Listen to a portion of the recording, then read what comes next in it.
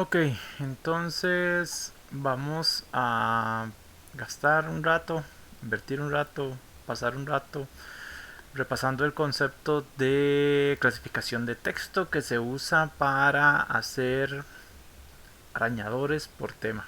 Entonces la gracia es, ok, yo llego, bajo un documento y determino si ese documento va a pertenecer a mi colección o no. Esta parte que vamos a ver con máquinas de soporte vectorial está más relacionado a Machine Learning o a aprendizaje automático. Entonces vamos a aplicar un poco de aprendizaje automático para nutrir a recuperación de la información. Entonces primero vamos a hablar de un poco del tema de clasificación, que es lo que estamos tratando de hacer, con ejemplos que no se relacionan con texto. Después revisamos un poco las máquinas de soporte vectorial y algunos conceptos relativos a las máquinas de soporte vectorial. Ok, déjenme ver si me localizo. Ahí está. La idea de la clasificación es que vamos a tener un conjunto de datos. Este es un ejemplo de un problema de clasificación donde vamos a clasificar ese conjunto de datos en gordos y flacos, digamos, aunque es un poco políticamente incorrecto, pero bueno, esa es la idea. En nuestro contexto de recuperación de la información, ¿qué serían estos datos? Bueno, son documentos. Vean que nosotros en recuperación de la información, cuando hablamos del modelo vectorial, lo que estamos haciendo es agarrar un documento y crear un vector de números para representar el documento. Entonces, como es un vector de números, nosotros lo podemos representar de manera eh, ya casi me acuerdo, de manera numérica en un plano de X y Y. Entonces podemos asumir, digamos, que estas personas que vemos aquí vamos a considerar dos cosas, peso y altura. Entonces ya los podemos como colocar dentro de un plano. Este es un plano cartesiano de dos dimensiones. Para los ejemplos vamos a trabajar en dos dimensiones, pero nosotros sabemos, digamos, que los documentos van a tener n dimensiones y esa cantidad de dimensiones en recuperación de la información sería algo así como del tamaño del vocabulario, porque cada documento va a estar representado por un vector del tamaño del vocabulario, recordamos eso. Entonces tenemos esa serie y así entonces nosotros podemos pasar de documentos que son texto o una representación textual a una representación matemática donde los podemos trabajar.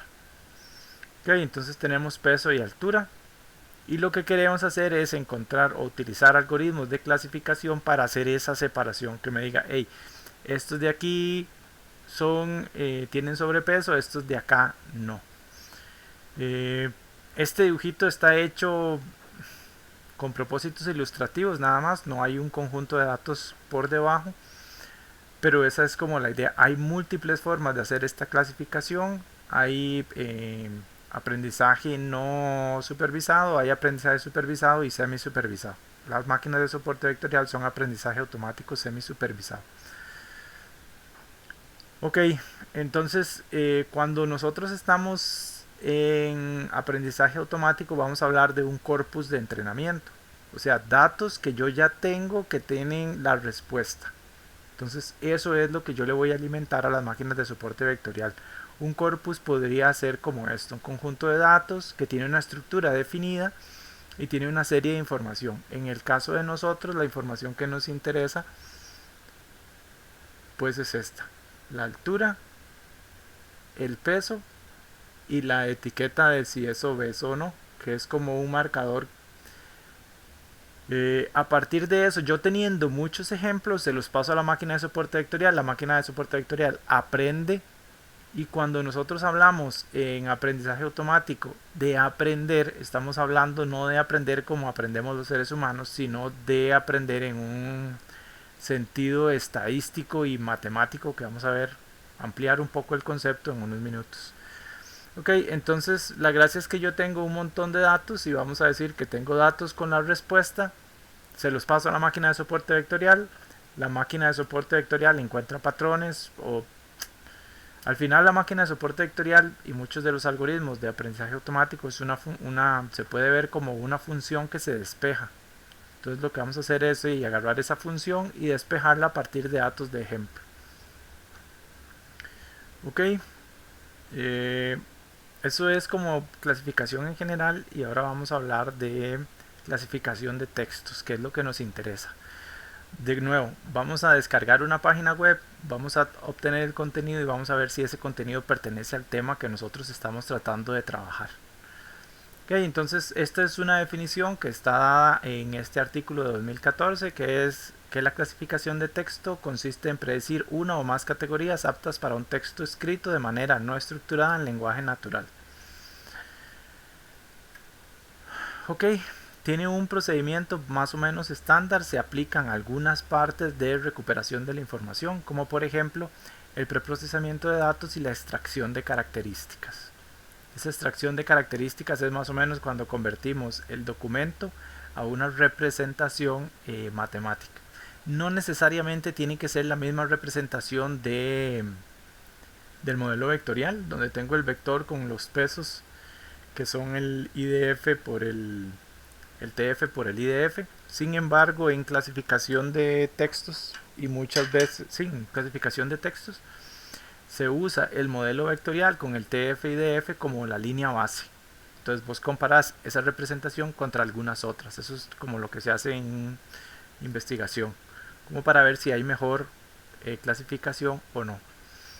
Preprocesar los datos es limpiarlos, lo mismo que hacemos en recuperación de la información. Luego hacemos la extracción de características, que para nuestro ejemplo de gordos y flacos, entonces de ese conjunto de datos no estructurado voy a sacar vectores que van a tener peso altura. Entonces eso es lo que hace el preprocesamiento, alistar los documentos para ya poder alimentarlos. Genero un modelo de clasificación. Esto es lo que nosotros conocemos como entrenamiento, o sea, entrenamos, que ese es el término técnico, entrenar, o training en inglés, las SVM. ¿Ok? Y después lo aplicamos a datos desconocidos. Entonces la gracia es que primero yo lo entreno con mi corpus que ya tiene las respuestas, despejé esa función y después voy a aplicar esa función a nuevos datos. Entonces esta es la última etapa del proceso. Ese proceso se puede describir de otras formas o puede tener más o menos pasos, pero este es el modelo básico que se describe en Chen y Simbra en el artículo de 2010. Ok. Máquinas de soporte vectorial no es el único algoritmo que hay, pero se sigue usando un montón. Funciona muy bien cuando no tenemos una super cantidad de datos, digamos. Entonces para conjuntos de datos pequeños de entrenamiento funciona un poco mejor que redes neuronales. Redes neuronales tiende a necesitar más datos, aunque también se pueden usar redes neuronales para clasificación de texto y se puede usar el algoritmo de Naive Bayes. Nos vamos a centrar en el de máquinas de soporte vectorial porque está consolidado, las bibliotecas lo implementan y es muy, bueno, relativamente sencillo de entender. Básicamente esto es lo que les mencionaba. Teníamos el corpus, sacamos las características, se las pasamos a la máquina de soporte vectorial, que la podemos ver como una caja negra, y sale un modelo, que entonces el modelo lo puedo aplicar a datos desconocidos. Datos desconocidos se refiere a cuando no tengo la etiqueta de respuesta. O sea, cuando no sé si digamos que en el ejemplo de gordos y flacos, al principio yo tengo una fila de gente que dice gordo y dice flaco, y yo puedo decir, esto es para acá, esto es para acá, y ya todo bien. Pero cuando llega un dato desconocido es la persona que llega sin esa etiqueta acá. Entonces yo tengo que ver las características de la persona y determinar si es gordo o flaco. Tengo que buscar otro ejemplo porque esto de gordo y flaco y separar gente por características físicas está todo mal, pero funciona para el ejemplo. Ok, las máquinas de soporte vectorial, en su versión más simple, lo que hacen es, son una ecuación, digamos, que empieza siendo la ecuación más sencilla de todas, mx más b. Entonces es una ecuación de una raya. Entonces va a tomar puntos y va a tratar de despejar esta ecuación. ¿Cómo la despeja? Bueno, eso vamos a ver la fórmula, nada más la vamos a ver, no vamos a entrar como en super detalle de la fórmula, pero esta es la gracia. Se llaman máquinas de soporte vectorial porque usan vectores de soporte para determinar esta línea. Esto de aquí se conoce como un margen. Entonces lo que hace es, a partir de los datos, va a encontrar la línea con la inclinación y la posición donde ese margen sea el mayor posible para que la división sea más chiva. Eso se llama un margen inflexible, se llama máquina de soporte vectorial porque entonces para determinar este margen de acá no va a usar todos los datos, sino que se va a quedar con algunos vectores de soporte que son los que le van a indicar el margen. Entonces de todos esos va a usar estos para calcular el margen. Y estos se conocen como vectores de soporte. Entonces por eso se llaman máquinas de soporte vectorial. Son bastante viejas, digamos, como la primera versión es de mediados de los 90s y después esta es la versión como original, no tuvo tan popularidad y después como en el 98 vino una chica y las modificó para que ya no sean de margen inflexible o para que no sea una recta, sino que sea como más flexible. Pues esta máquina de soporte vectorial acá va a tener unos parámetros. Depende del tipo de máquina de soporte vectorial, porque hay varias, son diferentes ecuaciones que se pueden trabajar, entonces va a tener una serie de parámetros. Entonces, por ejemplo, las máquinas de soporte vectorial básicas, que se conocen como CMSV, tienen un parámetro C. Hay todo un tema de cómo se escogen esos parámetros y entonces ya ahí hay que verlo como en profundidad. Usualmente si estamos haciendo como experimentos rápidos, lo podemos dejar con los valores por defectos.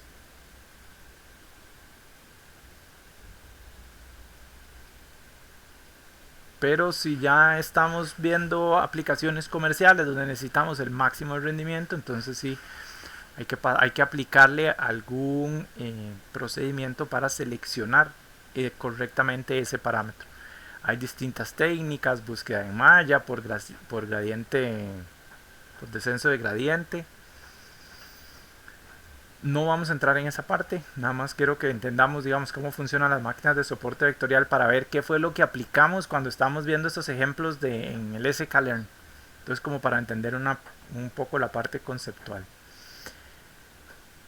Los de margen inflexible, si ustedes ven en esta área amarilla no hay ningún punto, no hay tolerancia, pues entonces son como un poco más estrechas y hacen que sea más difícil hacer la clasificación. Hay versiones que son de margen flexible donde soportan algunos elementos mal clasificados. Usualmente en aprendizaje automático, si algo tiene un 100% de rendimiento, es sospechoso. Porque no existe, digamos, ese 100% de rendimiento. Usualmente, digamos, en clasificación de texto para análisis de sentimientos, el rendimiento anda como el 80%. Bueno, andaba la última vez que lo revisé. Entonces, si de repente tenemos un clasificador que me da un rendimiento de 95%, es como más suave. Revisemos un poco cómo estoy usando los datos. Como es parte del aprendizaje automático, mucho del rendimiento va a inferir en cómo estoy usando los datos. Diferente forma de generar los vectores de características me van a dar diferentes resultados. Ok, eso es como una opción. Después resulta que, como ustedes vieron, esos algoritmos de máquinas de soporte vectorial es una recta. Es la recta esta que mencionamos de mx más b. La ecuación más sencilla de todas que vimos en la U. Aquí serían estos m, solo para aclarar que se me olvidó mencionarlo. Estos x de aquí son los datos de entrenamiento de los que yo ya sé la respuesta. Y los valores que voy a despejar son esta b y esta m. Al final, digamos, por un procedimiento matemático, la función se complica un montón, pero esencialmente es un mx más b. Resulta que esto genera una recta, pero los datos no siempre tienen la posibilidad de separarse con una recta. O sea, usualmente los datos no están tan acomodaditos que tiro una recta y ya está. Okay, entonces usualmente es mejor hacer esto, digamos, usar una raya que sea curva. Sucede que eso es como muy complicado de hacer por la cantidad de cálculos que hay que hacer y habría que convertir datos de un lugar a otro y cosas así por el estilo. Entonces se implementa lo que se llama un truco de kernel. El truco de kernel es básicamente incluir una función, y esta parte es como muy loca. Ahora tal vez en la fórmula lo podemos ver un poco. Lo que hace es incluir una función que hace los cálculos en un espacio de dimensiones distinto. O sea, en lugar de tener 300 dimensiones, lo hacen uno de 200, por decir algo. Entonces ahí los cálculos son como más leves y entonces yo vuelvo y lo hago y en realidad no tuve que convertir los datos por cómo funciona la función de kernel se llama. Entonces es un componente extra y entonces ya aquí empezamos a hablar de parámetros y de hiperparámetros. Los hiperparámetros es un nombre elegante para decir que los parámetros tienen parámetros.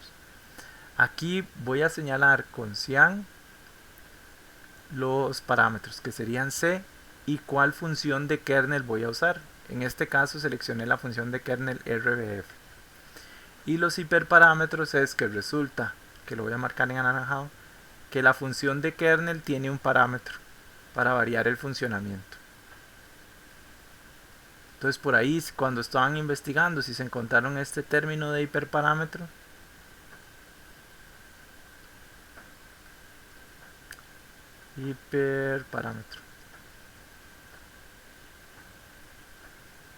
se refiere a eso. Este truco de kernel lo que hace es, sin cambiar la ecuación de mx más b, permite hacer cálculos de forma que me va a dar una línea curva. Que vamos a ver la siguiente diapo y si no me devuelvo. Acá está. Esto es lo que hace la función de kernel. Entonces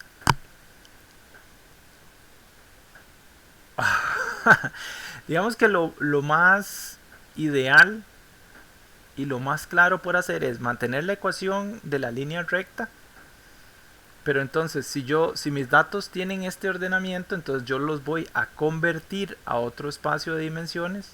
O sea, voy a cambiar el tamaño de los vectores, eso es lo que significa, voy a cambiar el tamaño de los vectores a un lugar donde sí pueda tener una línea recta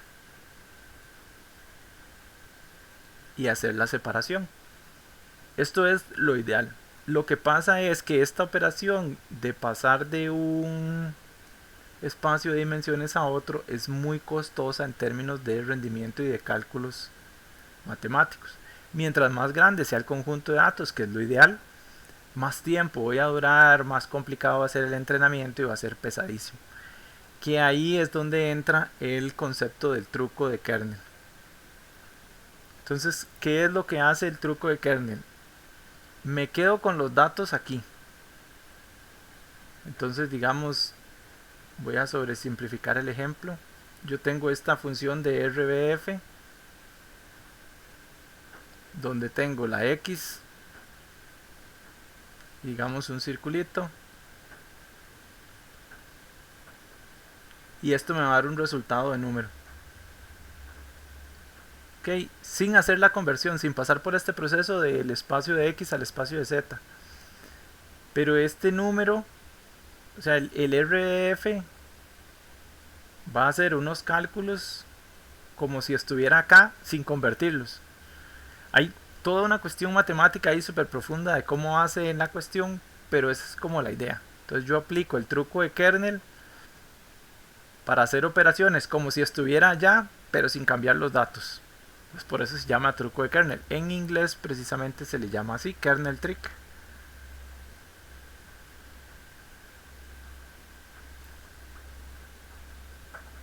¿Qué es lo que nos da esta línea curva? Entonces la función de mx más b con una función de kernel nos da una línea curva que permite una mejor separación. Una separación más bonita. Usualmente da mejores resultados, entonces por eso lo seguimos utilizando. Hay diferentes funciones de kernel, la más utilizada es esta de RBF y es como la que van a ver por ahí. Ese es uno de los parámetros que ustedes vieron cuando estaban explorando la herramienta de sklearn. Voy a brincarme las métricas y les voy a enseñar las ecuaciones y después volvemos a las métricas. Esta es la función de margen fijo, o sea, donde no tenemos un margen flexible, sino... déjenme ver si le puedo hacer zoom.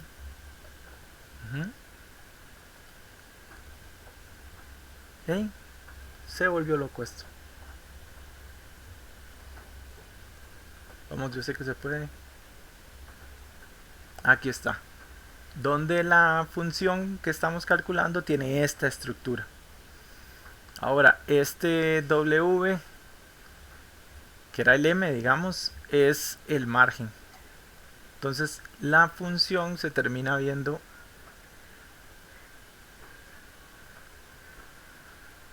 ay, santísima. Más o menos así. Uy.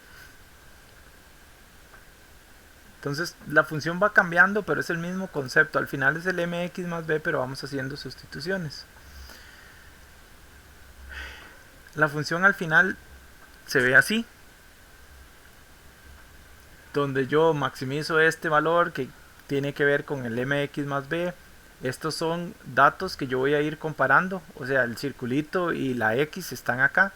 Entonces hago esa operación, digamos, para poder despejar.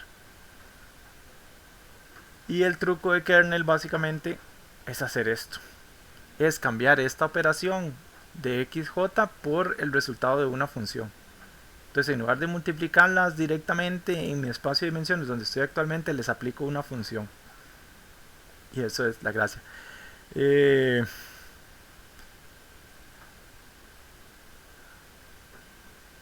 artículo donde se definen las máquinas de soporte vectorial es relativamente sencillo de entender, por lo menos donde se define la parte del truco de kernel. Podrían revisar esto un poco. Digamos, estas A de aquí se llaman multiplicadores de Lagrange y son para optimización. Esto es un problema de los que se ven en investigación de operaciones, donde yo maximizo algo sujeto a algunas condiciones. De hecho, de ahí es donde salen los multiplicadores de Lagrange y pueden revisar un poco más ese tema. Ok. Como yo tengo clasificación, la idea es que yo lo voy a hacer de manera experimental. O sea, lo pruebo, lo hago, lo pruebo, lo hago, lo pruebo, lo hago, lo pruebo, de la misma forma que usamos el REI. De hecho, usamos las mismas métricas. Lo que pasa es que aquí se entienden un poco distinto porque aquí sí puedo saber cuáles sí y cuáles no. Ok, entonces nosotros vamos a hacer una clasificación, digamos flaco o gordo. Entonces, esa parte azul sería lo que el resultado de nuestra clasificación. Nosotros teníamos un corpus con 100 personas. De esas 100 personas, 45, nuestro clasificador las marcó como obesas. Siempre va a haber una porción de esas que están clasificadas correctas y otras que son incorrectas. ¿Okay? Y eso es lo que vamos a ir a trabajar. Entonces la precisión es la cantidad de personas que nuestro clasificador encontró que eran obesas con respecto a las que sí son obesas. Vean que toda esta área azul que no son correctos, entonces son incorrectos. Ok, déjenme ver. Ok, perdón, aquí cometí un error. La clase X en este caso serían los obesos. Y el resultado de la clasificación son estas áreas. La que está en la línea punteada. Lo amarillo más lo rojo. Ese es el resultado de la clasificación, perdón. Entonces el resultado de la clasificación va a quedar un pedazo que está sobre el azul, que esos son los correctos, y va a marcar siempre, usualmente siempre marca algunas que son incorrectas. Entonces a partir de ahí entonces nosotros podemos estimar resultados y el rendimiento. Mientras más alta la precisión, mejor. Mientras más alta la exhaustividad, mejor. De hecho son gráficos como muy chivas para entender precisión y exhaustividad. Y aquí también usamos el valor F1, que es lo que se conoce como un promedio armónico entre precisión y exhaustividad. Recuerden que precisión es de los que sí eran, que tantos me trajo, y exhaustividad es de todos los disponibles, que tantos me trajo, que tantos sí identificó. Es el mismo concepto que en RI, pero aquí se aplica un poco distinto porque yo aquí sí conozco la totalidad de los resultados que eran idóneos. Ok, ¿cómo se hace el entrenamiento de máquinas de soporte vectorial y en general de todo lo que es aprendizaje automático. Bien, yo tengo mi corpus de datos, digamos estas 100 personas que tengo la altura, el peso y la etiqueta de si son obesos o no. Si yo agarro todos esos datos y eh, la entreno, o sea, despejo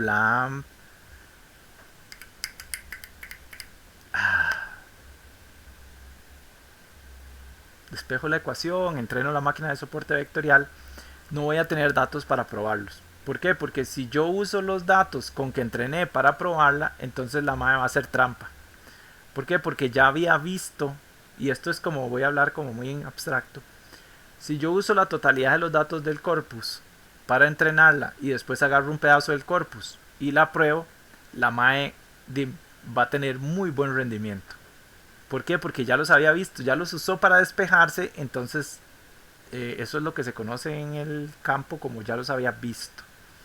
Si yo los había visto, entonces está haciendo trampa. Entonces, ¿qué se hace para evitar eso? Se toma el corpus y se divide en conjuntos aleatorios de entrenamiento y de validación. Usualmente la proporción es como 80-20. 80% para entrenamiento, 20% para validación. ¿Por qué esos números? Porque la comunidad científica ha determinado que son buenos números. Entonces es algo que ya todo el mundo hace y es como, sí, está bien. ¿Qué hacemos? Dividimos en 80-20. 80 son de entrenamiento, 20 de validación. Agarro los de entrenamiento, entreno la máquina de soporte vectorial. Puedo usar distintos métodos de entrenamiento, cross-tenfold validation, que es una forma de validar. Pueden buscarlo por ahí, no nos va a alcanzar hoy para verlo. Pero entonces tomo esos datos de entrenamiento, alimento la máquina de soporte vectorial, la máquina de soporte vectorial aprende y después voy a agarrar los datos del conjunto de validación, les quito la etiqueta de respuesta, se los doy a la máquina de soporte vectorial y él me va a devolver unas respuestas y así yo puedo compararlas, que es ahí donde yo calculo las métricas. Dicho de otra forma, este conjunto de validación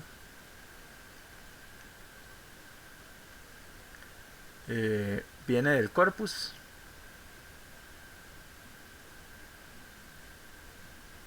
y viene con los datos y con la etiqueta o respuesta.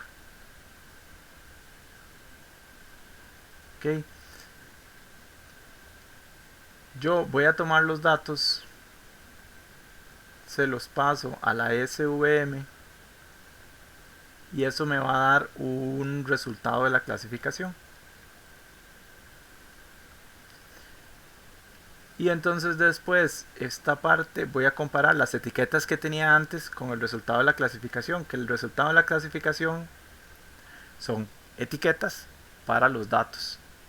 Entonces como yo puedo compararlos, entonces yo ya sé cuáles eran los buenos y cómo son los resultados, y ahí yo puedo decir, esto tiene una precisión de tanto, tiene un accuracy de tanto, que en inglés hay dos términos, precision y accuracy.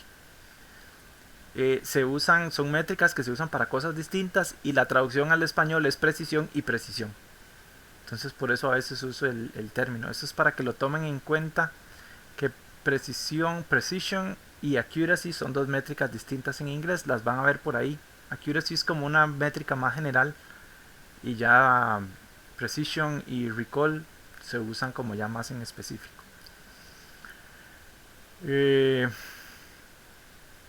Ok, esto es súper importante porque entonces si no, la máquina de soporte vectorial, si ustedes llegan y hacen esto, tengo todo el corpus, entreno a las SVM y entonces esto me da un modelo, tomo solo los datos, se lo alimento el modelo me da un resultado.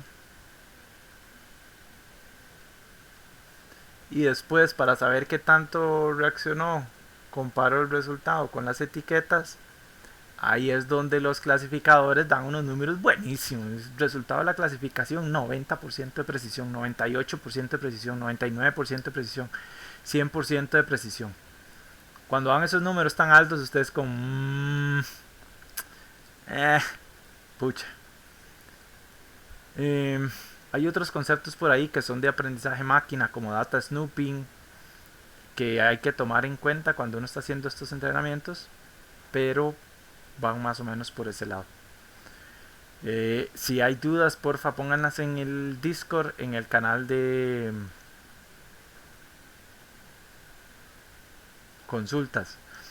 De hecho, hagámoslo así mejor. Voy a poner la actividad del día de hoy al final de este video. Entonces así por lo menos tienen que hacerle scroll al final del video. Ok, la actividad es nuevamente hacer preguntas, pero esta vez con respecto a los ejemplos que pusieron. O sea, ustedes buscaron información de cómo aplicar SVM con la biblioteca sklearn. Entonces van a hacer preguntas sobre ese ejemplo que ustedes hicieron. Entonces ya vimos o reforzamos un poco la teoría de lo que ustedes investigaron. Tienen un ejemplo y entonces ahora van a poner en el canal de consultas preguntas sobre ese ejemplo con respecto a esta teoría que vimos. Entonces, qué sé yo, tengo este pedazo de código, pero en este pedazo de código, ¿cuál es la función de kernel, por ejemplo? O aquí este parámetro es la función de kernel y estos otros dos que son. O puede ser que dentro de su investigación se hayan topado con los algoritmos de selección de hiperparámetros. Entonces hay como cómo aplico, cómo se está aplicando aquí la búsqueda en malla, por ejemplo. Eh, Eso. Y nos vemos, gente.